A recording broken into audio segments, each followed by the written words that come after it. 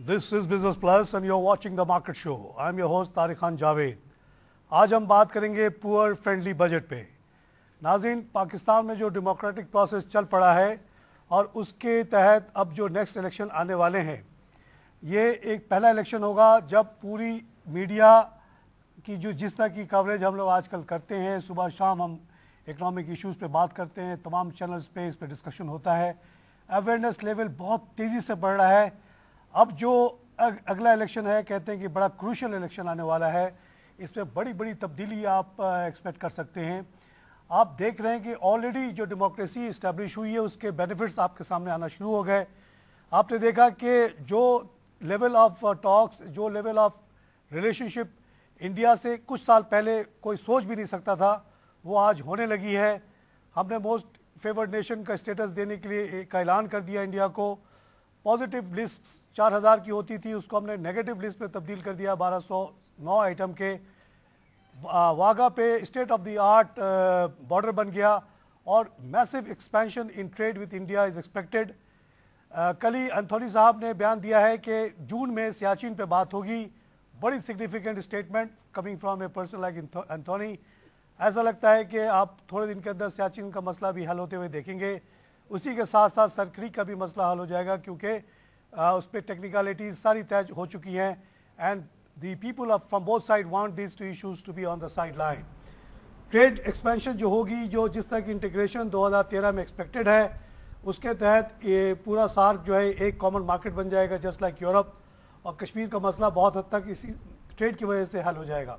लोग आना जाना शुरू हो जाएंगे। वीज़ा रिजीम को बहुत तेज़ी से रिलैक्स करने की बातें चल रही हैं, और जिस तरह से बर्लिन वॉल टूटा था और दुनिया तब्दील हो गई थी, इसी तरह यहाँ भी कुछ होने वाला है। आपने देखा कि सूबों के मामले में बिल्कुल ही एक स्टेटस को इतने सालों से रही, अब पॉपुलरिस्टिक डिमांडें आई और हमने सराइकी सूबे के बारे में रेजोल्यूशन देखा नेशनल असेंबली में। साथ ही साथ कंपटीशन में PMLN ने पंजाब में एक रेजोल्यूशन पास करा दिया कि भावलपुर सूबा भी बढ़ेगा। Punjab is being divided into 3। These are the dividends of democracy. अब असल इशू आ रहा है लोगों के कि what in these circumstances when the competition has become so tough, Imran Khan is on the side line waiting for his opportunity. Imran Khan कैसे budget proposal, कैसे मैनिफेस्टो लेके आते हैं, उस पर सबकी नज़र है। इन हालात में जो नेक्स्ट बजट आ रहा है वो कैसा होगा, इस पे हम बात करेंगे। आज हमारे साथ मौजूद है नूर अली साहब, Noor Ali from PMA, research analyst. आपने इनको पहले भी हमारे शोज़ में देखा है। नूर अली साहब, बहुत एक्सपेक्टेशन है लोगों की इस बजट से कि क्योंकि ये इलेक्शन ईयर होगा, पीपल्स पार्टी भी अपनी पॉपुलैरिटी मेंटेन रखना चाहती है, MQM वगैरह उसमें शामिल हैं, उनको कंपटीशन कुछ एक्सटर्नल आ रहे हैं PTI वगैरह की तरफ से। तो do you think they can come up with any budget which will be really poor friendly? I think at this point time जो बजट के नंबर्स आ रहे हैं और जो चीज़ें हम देख रहे हैं, उसके अंदर मोर सो जो पिछला बजट आया था उसी का एक सॉर्ट ऑफ रेप्लिका होगा बजट। और पिछले बजट के अंदर हमने देखा था कि कुछ ड्यूटीज़ कम की गई थी एंड जो पुअर्स हैं उनके टारगेटेड सब्सिडीज़ की बात की गई थी। ऑल्दो के सब्सिडीज़ हमारे फिस्कल अकाउंट के लिए इतनी ज़्यादा पॉजिटिव नहीं है, और अगर हम देखें जो नंबर्स अभी तक आ रहे हैं उसमें जो सब्सिडीज़ हैं वो ऑलरेडी जो टारगेटेड नंबर था पिछले साल का उससे एक्सटेंड कर चुकी हैं। तो आई थिंक इस बार भी अगर गवर्नमेंट सब्सिडी कम करने की कोशिश करेगी और बोलेगी कि हमें एक सब्सिडीज़ जो हैं वो एक्स अमाउंट ऑफ टोटल जो आउटले है उसके रखनी है, तो वो मेंटेन नहीं कर सकेगी। एंड आई थिंक इसमें जो मोस्ट ऑफ देखना चाहिए पुअर्स के लिए वो ये कि आपके जो सबसे इम्पॉर्टेंट चीज़ है वो आपकी रिक्वायरमेंट है जॉब क्रिएशन की। ठीक है, अब जॉब क्रिएशन के लिए सबसे ज़्यादा इम्पॉर्टेंट है कि आपके पास एनर्जी हो ताकि इकोनॉमी का पहिया चले। तो आई थिंक ज़्यादा फोकस इस वक्त अगर हम सिर्फ गवर्नमेंट की तरफ से इसी तरफ देख लें कि एनर्जी की जो डेफिशिएंसी है उसको कवर अप कर लिया जाए, तो जॉब क्रिएशन ऑटोमेटिकली होना शुरू हो जाएगी एंड वही सबसे बड़ा डिविडेंड होगा इस डेमोक्रेसी का भी और इस पूरे इकोनॉमिक सिस्टम का भी। That's my view. आप कोई भी डायरेक्ट जैसे कि दुनिया में ये देखा गया है कि जब रिजीम चेंज होती है तो पैराडाइम चेंज आता है, एक सोच पे तब्दीली आती है, कहीं पे अमीरों को टैक्स की बेनिफिट दी जाती है, कहीं पे अमीरों से टैक्स लेना शुरू किया जाता है। मिसाल के तौर पे अमेरिका में जब रिपब्लिकन्स आते हैं पावर में, तो अमीरों को वो ज़्यादा से ज़्यादा और बरात देते हैं कि जिनको टैक्स छोड़ दो, ये जॉब क्रिएट करते हैं। जब डेमोक्रेटिक आते हैं तो वो कहते हैं कि ये टैक्स लो, अब गरीबों को दो, सब्सिडाइज करो, हेल्थ, एजुकेशन, ये वो एक चेंज आता है।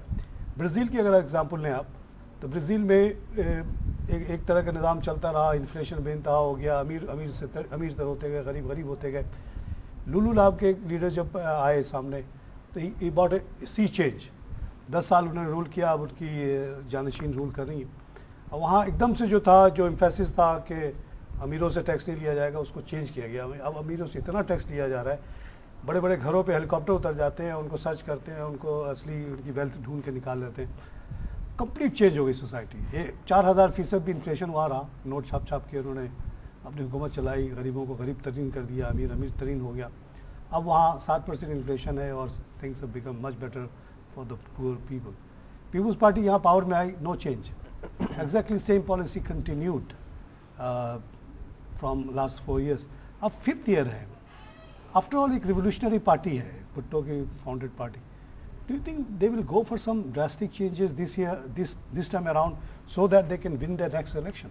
आई थिंक इस वक्त चूंकि इलेक्शन 1 साल तकरीबन बाकी हैं, फरवरी 13 यही तो मैनिफेस्टो बन जाएगा ना उनका। एग्जैक्टली मैनिफेस्टो बन जाएगा, लेकिन अगर इलेक्शन को सबसे पहले टारगेट करना है तो सिर्फ वही चीज़ टारगेट की जाएगी जो कि इमीडिएट बेनिफिट्स दें, क्योंकि एक ह्यूमन साइकी है कि शॉर्ट टर्म मेमोरी जो है वो वही आपको याद रहता है, लॉन्ग टर्म के अंदर आप चीज़ें याद नहीं रखते। तो शॉर्ट टर्म के अंदर बेनिफिट्स उसी सूरत में आ सकते हैं कि शायद गवर्नमेंट फर्दर चीज़ों पर सब्सिडी दे, ऑल्दो कि जो कि दिख नहीं रहा है।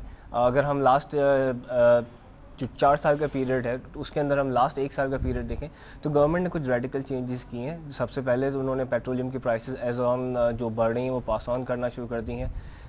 देन फिर अगर हम देखें तो कुछ जब वो कम हुई है तो घटाने की कोई बात नहीं हो रही। आई थिंक वो उसके अंदर जो इंपॉर्टेंट चीज़ है हमें अंडरस्टैंड करने की है, जो कि एज ए नेशन हमें भी देखनी चाहिए कि गवर्नमेंट अपना जो उसमें टैक्स ले रही थी PDL उसको वो कम कर रही थी, अपनी जेब पे कम कर रही थी, लेकिन सिर्फ एक्चुअल कॉस्ट पास ऑन कर रही थी। बात यह है कि पिछले दफ़ा जब उन्होंने कीमतें बढ़ाई उस वक्त ये 24 रुपये ले रहे थे, 10 रुपये उसमें से प्रोविंस को मिलता है, बाकी फेडरेशन को मिलता है, तो उसको उन्होंने 22 कर दिया था, 2 रुपये छोड़े थे। लेकिन अब जो फिर से एक समरी आ रही थी कि कीमतों को कम किया जाए, उन्होंने कम नहीं किया। इससे हम लोगों की एनालिसिस ये है कि वो जो 2 रुपये उन्होंने छोड़े थे उन्होंने वापस ले लिए। एग्जैक्टली अब ये देखिए कल ऑयल 96 पे था, कहाँ 110 रुपये का फ़र्क, डॉलर का फ़र्क आया, तो वो पास ऑन नहीं करते। वो 24 रुपये अपना जो है ना हक समझते हैं, उसमें 10 रुपये प्रोविंस लेती है, 14 रुपये। ये तो डायरेक्ट आवाम पे हिट है। अगर ये डायरेक्ट हिट है तो उसके अगेंस्ट आपने ये भी देखना है कि मनी प्रिंटिंग कितनी हो रही है इस वक्त। जो अगर हम मनी प्रिंटिंग का स्टॉक देखें जो गवर्नमेंट अपने डेफिसिट्स को पूरा करने के लिए करी, वो रफली अराउंड 370 बिलियन के अराउंड होवर कर रहे हैं, जो कि सिर्फ इस साल के अंदर लिए गए हैं। अगर हम टोटल स्टॉक देखें तो वो 1500 बिलियन के अराउंड होवर कर रहा है। तो ये अगर जो मनी आएगा वो आपकी करेंसी की वैल्यू को कम कर देगा, आपके यहाँ जो सेकेंडरी राउंड ऑफ इन्फ्लेशन है उसको बढ़ा देगा। तो उससे बेहतर है कि ये जो आपके पास इन्फ्लेशन आ रहा है वो मतलब इन्फ्लेशन के अंदर आपने ये देखना है कि कौन सा बेटर ईवल है। तो बेटर ईवल यही है कि जो प्राइसेस आ रही हैं वो आपको पास ऑन कर दें ताकि आपका डेफिसिट कम हो। देखिए ना, अब लुलू ने क्या किया कि ब्राज़ील में how did he manage it. वहाँ नोट प्रिंट हो रहा था, नोट प्रिंट करके मुल्क चल रहा था। लेबनान में भी यही है, मैंने देखा, जिम्बाब्वे में इस वक्त हो रहा है। उसका तरीकाकार ये है कि लुलू ने इतना रॉबस्ट किस्म का अभी टैक्स कलेक्शन सिस्टम बनाया है। पाकिस्तान में अभी को पता है कि कितने बड़े बड़े लोगों के पास घर है, कितनी कितनी गाड़ियाँ हैं, उनसे आप जैसे पूछ तो लें कि भाई आप क्या टैक्स देते हो, तो कुछ भी नहीं। आई थिंक वो तो मैनेजमेंट साइड पर आ जाता है। लास्ट ईयर भी अगर हम देखें तो बजट से पहले फाइनेंस मिनिस्टर साहब ने कहा था कि 7 लाख लोगों के नाम हमने आइडेंटिफाई किए, उस पर कोई काम नहीं हुआ। तो आई थिंक पॉलिसीज अलग, प्लानिंग कमीशन अपनी पॉलिसीज बनाता है, वो अपने टारगेट्स दे देता है। बात आती है मैनेजमेंट की चीज़ों की।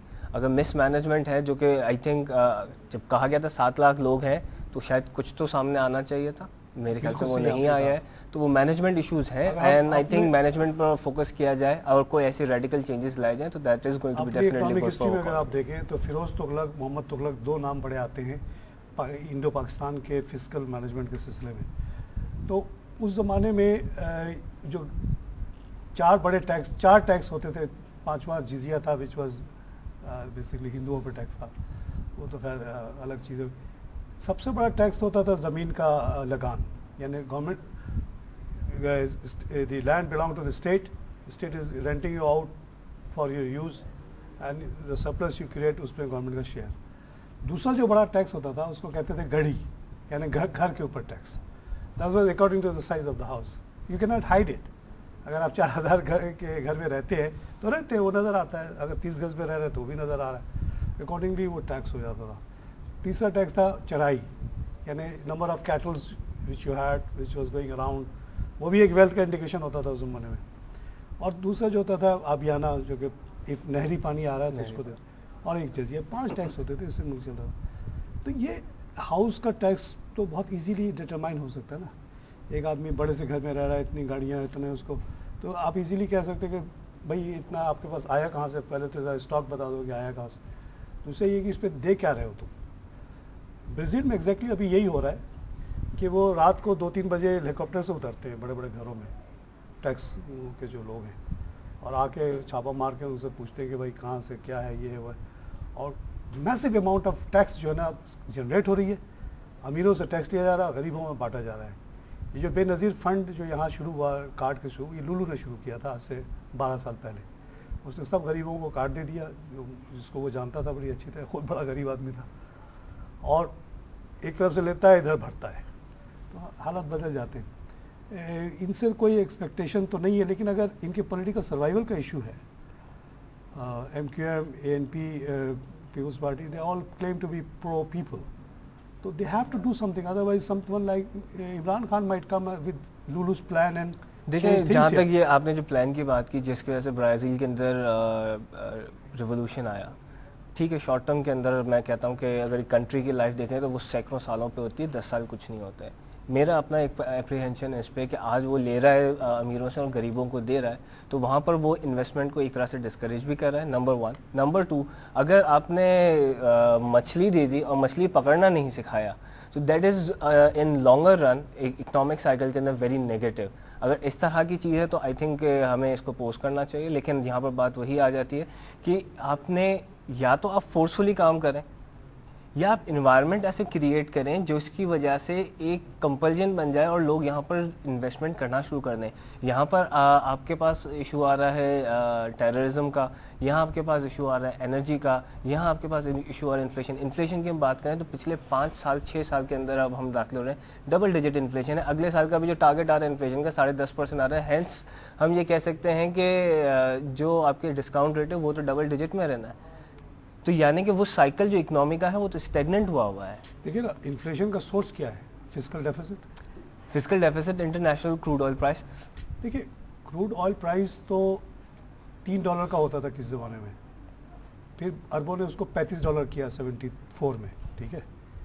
Japan second biggest importer of oil, या सेकंड बिगेस्ट इकोनॉमी, वहाँ कभी इन्फ्लेशन हुआ? आपसे कभी जाके देखा वहाँ? पूछे, मैं आपको बताता हूँ, मैं वहाँ गया हूँ, रहा हूँ, 50 साल में वहाँ कभी इन्फ्लेशन नहीं हुआ। तेल की कीमतें $3 पे भी वहाँ चल रही थी, 35 पे भी चली, 105 पे भी चल रही है। अब भाई दबे आपको बता दूँ, क्योंकि वहाँ कभी इन्फ्लेशन नहीं हुआ।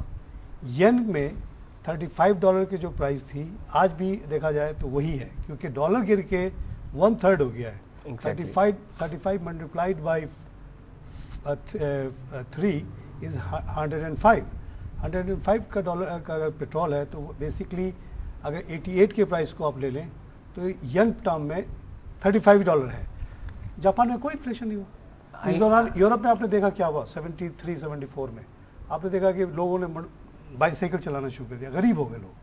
उन्होंने कहा पेट्रोल महंगा हो गया, अब क्या करें, पैदल चलना पड़ेगा या गाड़ी पे। तो वहाँ आपकी स्टैंडर्ड ऑफ लिविंग नीचे आ जाती है।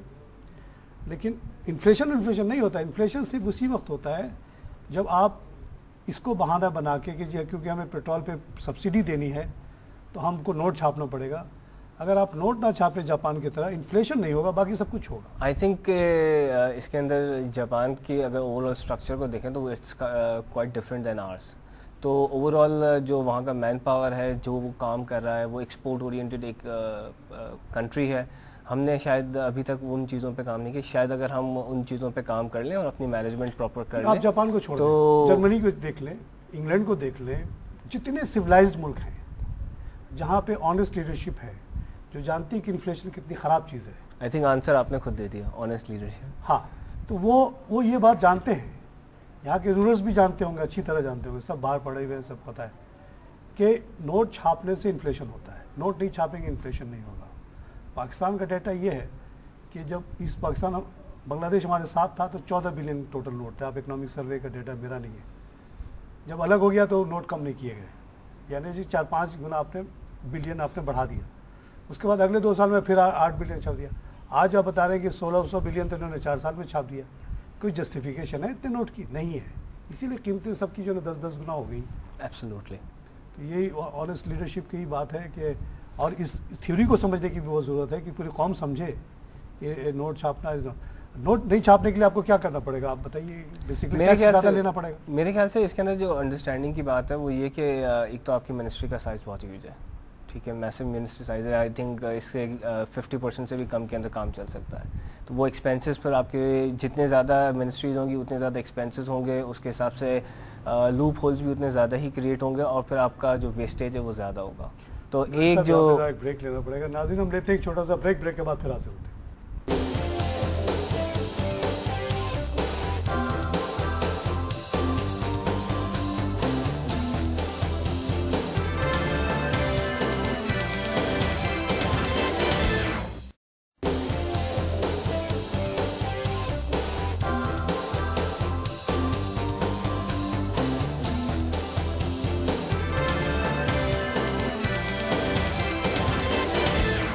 नाज़रीन, वेलकम बैक। हम बात कर रहे हैं पीपल्स फ्रेंडली बजट पे।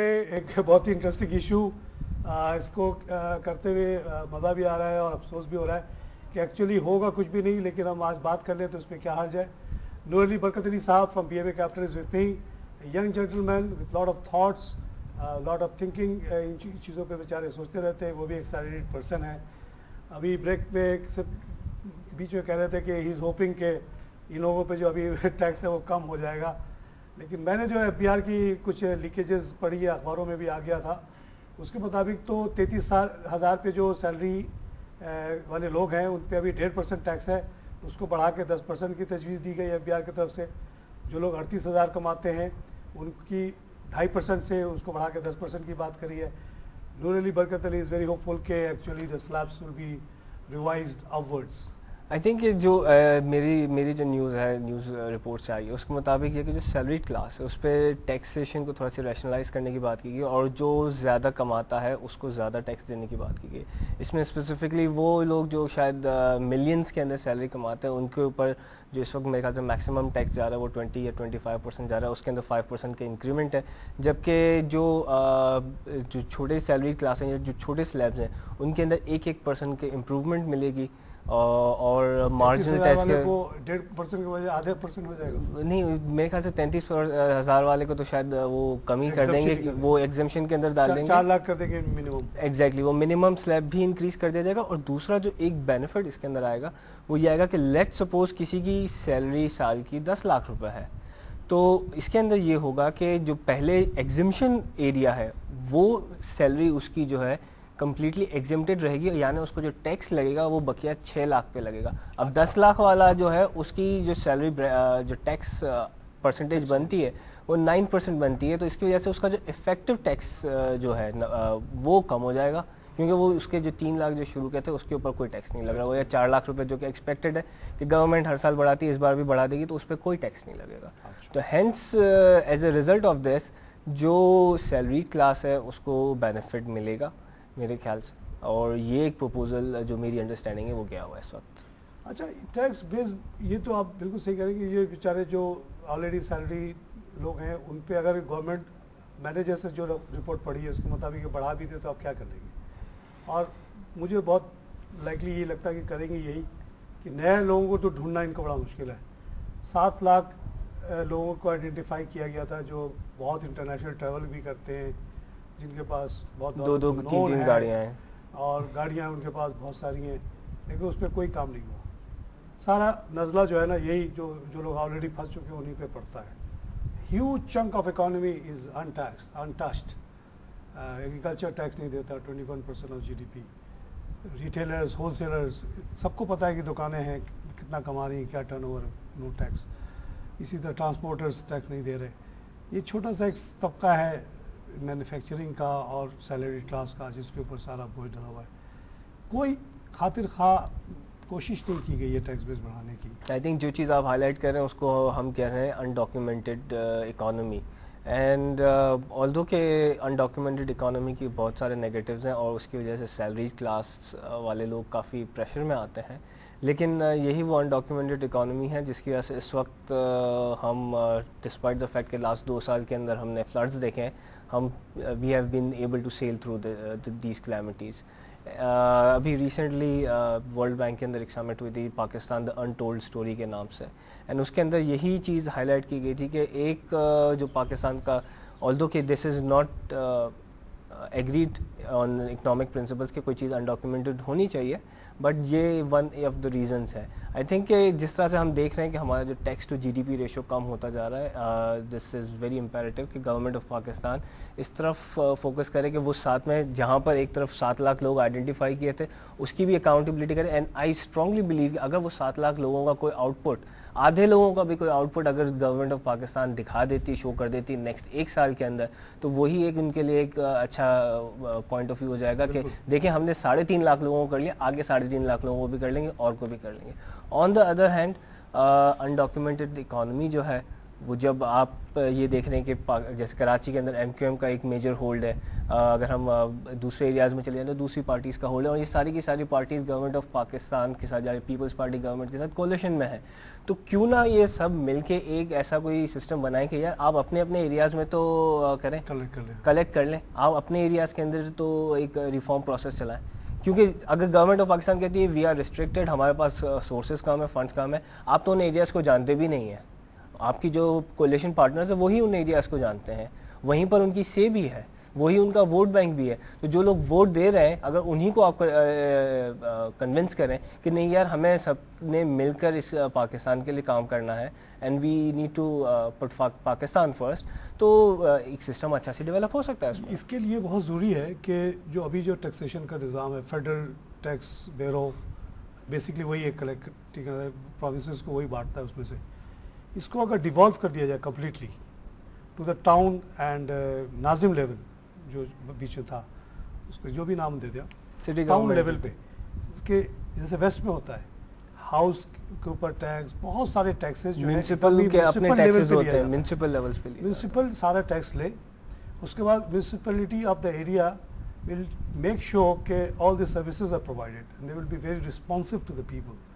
कोई भी आदमी जाकर कंप्लेन करेगा हमारे यहाँ गटर बंद पड़ा हुआ है या पानी नहीं आ रहा है, वो बहुत जल्दी वो सरप्लस क्रिएट करे।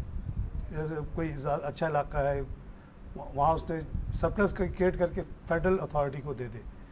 जब ये होगा तो ये हो सकता है, जैसे आपने एमक्यूएम की बात की, एमक्यूएम अगर चाहे कराची से टैक्स को 4 गुना 10 गुना कर सकता है, उन्होंने करके दिखाया। जब ये उन्होंने टाउन वगैरह चलाया, आपने देखा कितनी इफ़िशिएंटली चलाया, और एक एक जो फंड आया उसमें से जो लीकेजेस थे उसको बेयर मिनिमम कर दिया। इसी वजह से आपने देखा कि इतनी डेवलपमेंट हुई।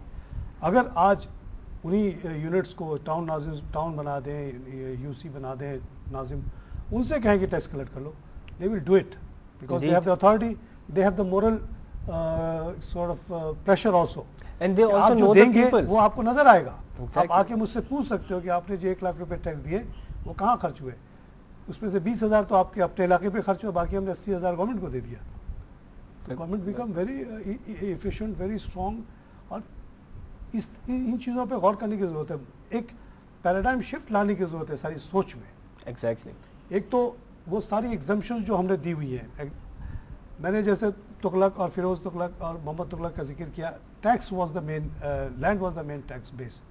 भाई कोई आदमी ने 20,000 एकड़ ज़मीन पे कब्जा किया हुआ है, उसका टैक्स तो दे, वो किराया दे उसका, नहीं तो छोड़े उसको, हम उसको दे देंगे जो गरीब हारी आई थिंक हमारे पास सारे टैक्स के मेजर्स भी मौजूद हैं। अगर हम एग्रीकल्चर टैक्स की बात करें तो जो बात आती है एग्रीकल्चर पे इनकम टैक्स भी है पाकिस्तान, ऐसा नहीं कि नहीं है, लेकिन इवेजन है इसका, और एग्जम्पशन है उस पे। नहीं, एग्जेम्पशन नहीं है। अगर को कहा गया लेने के लिए प्रोविंस लेती नहीं, तो मैं वही कह रहा हूँ ना, इवेजन वो जाता ही नहीं है। प्रोविंशियल गवर्नमेंट के कोई ऐसा सिस्टम ही नहीं बना हुआ जो कि प्रोविंशियल गवर्नमेंट में रेवेन्यू कलेक्शन सिस्टम ही नहीं है कोई। तो जब वो सिस्टम नहीं है तो कहाँ से आएगा? रेवेन्यू बोर्ड बन रहा है। एग्जैक्टली, जब वो सिस्टम नहीं है तो फिर किस तरह से टैक्स कलेक्ट होगा? जो है ना डिवॉल्व हो गई प्रोविंस के पास। अब आप देखेंगे इस साल आप कह रहे हैं कि जो कॉटन का टारगेट था वो 12 मिलियन बेल्स था, 14.8 बिलियन बेल्स के नंबर आ रहे हैं माशाल्लाह से। वीट के अंदर हम कह रहे हैं कि हम अपने टारगेट्स मीट कर लेंगे 25 मिलियन टन के। तो अगर जब एक्सपोर्ट भी करेंगे और ईरान के साथ बॉर्डर पे बातें चल रही है, तो जब अगर इतना आपके पास चीज़ें हैं, आप का पंजाब के अंदर एरिया है कामों की जिसका चावल बेहतरीन कहा जाता है, पूरी दुनिया में मांगा जाता है, तो जब वो अगर वो चीज़ें हैं आपके पास एग्रीकल्चर है, तो आपको एग्रीकल्चर को टैक्स करना चाहिए, उनकी इनकम है। देखिए ना, टैक्स का जो भी स्लैब हो उस पर कोई एग्जम्पशन तो होनी नहीं चाहिए। Absolutely. आपके सोर्स ऑफ इनकम जो भी हो, you have earn so much, you have to pay certain tax. तो ये जो स्पेशल मराद दिए गए हैं एग्रीकल्चर सेक्टर को, खासतौर से बड़े बड़े ज़मींदार लोग हैं, कुछ भी टैक्स नहीं देते। आई वोंट से कि ये मराद दिए गए, मैं कहूँगा कि ये शायद नीयतों का फतूर है कि अगर नीयत सही हो तो हर चीज़ की जा सकती है। टैक्स का स्लैब्स मौजूद है, इनकम टैक्स मौजूद है, जाके लिए जाए अगर आप चाहें तो। ये सिर्फ अगर वो सबसे ले लिया जाएगा ना तो आप लोगों को जो प्रेशर है वो कम हो जाएगा। हमारे ऊपर प्रेशर की बात नहीं है, हमें एज ए पाकिस्तान सोचना है। अगर हम पाकिस्तान की बात करेंगे एंड एज ए क्यूमुलेटिव हम देखेंगे कि पूरी कंट्री को कैसे चलना है। अगर आज यही चीज़ अगर हमारे पास टैक्स आना शुरू हो जाए तो कल यही चीज़ हमारी एजुकेशन पे एक्सपेंस पे हो जाएगा। और जब ये एजुकेशन पे एक्सपेंस होगा तो जो आजकल नकल के उस पर जो चीज़ें हो रही है वो नहीं होंगी। आई होप सो कि जब हमारा एजुकेशन सिस्टम इम्प्रूव हो जाएगा। मेरे साहब बहुत अच्छी बात हुई, प्रोग्राम का वक्त खत्म हो रहा है। Thanks for your contribution. नाज़रीन, पीपल्स फ्रेंडली बजट पे हमने बात की। बहुत ज़्यादा उम्मीदें तो नहीं लगा सकते आप, लेकिन हम सिर्फ ये एम्फेसाइज़ करना चाह रहे हैं कि सारे रास्ते मौजूद हैं, मॉडल्स मौजूद हैं। ब्राज़ील का मॉडल आपके सामने है, किसी को जाके समझना है तो जाके देख ले कि वहाँ किस तरह की नूरा कुश्ती होती रही एक ज़माने तक। 1000% इन्फ्लेशन, 4000% इन्फ्लेशन मैं खुद देख के आया वहाँ पे। और पार्टियाँ टर्न लेती रही, लेकिन जब वहाँ एक रिवोल्यूशनरी टाइप का आदमी आया लुलू के नाम से, उसने वहाँ के सिस्टम को कम्प्लीटली बदल दिया। और इसी तरह आप यूरोप को देख लें कि यूरोप में कम्युनिज्म आने के बगैर इस तरह के टैक्सेशन हुई कि अमीरों को इतना टैक्स किया गया कि लोगों ने बड़े बड़े घर छोड़ के छोटे छोटे घरों में शिफ्ट हो गए, क्योंकि घर के साइज़ के मुताबिक वो टैक्स कर देते हैं। सैलरी, हाई सैलरी इतनी टैक्स ज़्यादा है कि जब लोगों की सैलरी बढ़ती है तो उनकी actually effective cash take home salary कम हो जाती है। इस तरह के यहाँ मेजर्स मौजूद हैं, मॉडल्स मौजूद हैं, कोई री इन्वेंटिंग ऑफ व्हील की ज़रूरत नहीं है। ये सब करके हमारे टैक्स रेवन्यूज़ को बहुत बढ़ाया जा सकता है। और ये जो छोटा सा तबका है 2% जिसके ऊपर इतना ज़्यादा प्रेशर डाला हुआ है, उनको रिलीफ दिया जा सकता है। आवाम को डायरेक्ट रिलीफ दिया जा सकता है। 24 रुपये जो हम पेट्रोलियम लेवी लेते हैं उसको हम चाहें तो ख़त्म कर दें। हम जो खुर्दनी तेल पे 25 रुपये कस्टम ड्यूटी ले रहे हैं उसको ख़त्म कर सकते हैं, उससे उसकी कीमत 30 रुपये नीचे आ जाएगी। इसी तरह एक्साइज ड्यूटीज़ जो हम सेल्स टैक्स ले रहे हैं 16% टेलीफोन पे, गैस पे, इसको हम ख़त्म कर सकते हैं। और गवर्नमेंट जो है ना उसको कंपनसेट करने के लिए बजट अब अमीरों पे टैक्स लगाए, वेल्थ टैक्स लगाए, इनहेरिटेंस टैक्स लगाए, टैक्स बेस को बढ़ाया। जैसे नूरी साहब ने कहा 7 लाख लोग आइडेंटिफाई हुए, हुआ कुछ भी नहीं। अगर उन लोगों से इतने बड़े टैक्स आ जाता तो आप लोगों को रिलीफ दिया जा सकता था। Peoples Party allied with MQM and ANP, all progressive people, they can come up with a very progressive budget जिससे रिलीफ मिल जाएगा और इससे इनको नेक्स्ट इलेक्शन जीतने में आसानी होगी। Otherwise somebody like Imran Khan who has kept his cards hidden up to now, he might open these cards, Lulu का गेम प्ले करे और स्विप करके चला जाए, ये लोग हिस्ट्री के डस्टबिन में चले जाएंगे। आई होप के something good will come with this budget because of the pressure which has been built by the media and the people. हमारे प्रोग्राम के बारे में फीडबैक देने के लिए हमारा एड्रेस नोट कर लें, feedback@businessplusTV.pk। ये जो आज प्रोग्राम किया हमने आपके क्वेश्चंस एंड आपके सजेशन के बेसिस पे किया। I don't know how much solution we have been able to bring to you, but I can assure you solutions are there. इसी के साथ आज का प्रोग्राम खत्म करता हूँ। खुदा हाफ़िज़।